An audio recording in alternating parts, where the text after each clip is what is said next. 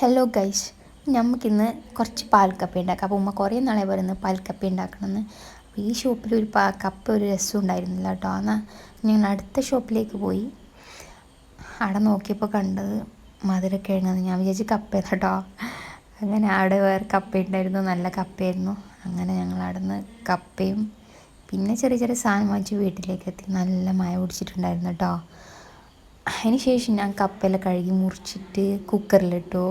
അങ്ങനെ കപ്പ വെന്തതിന് ശേഷം നമ്മുടെ തേങ്ങാപ്പാലൊക്കെ എടുത്ത് നല്ലൊരു സെറ്റപ്പാക്കി വെച്ചു. അത് വേവുമ്പോൾ നമുക്ക് തേങ്ങാപ്പാൽ ഒഴിച്ച് കൊടുക്കാം. അങ്ങനെ ഞാൻ അതിലേക്ക് തേങ്ങാപ്പാൽ ഒഴിച്ച് കൊടുത്തു.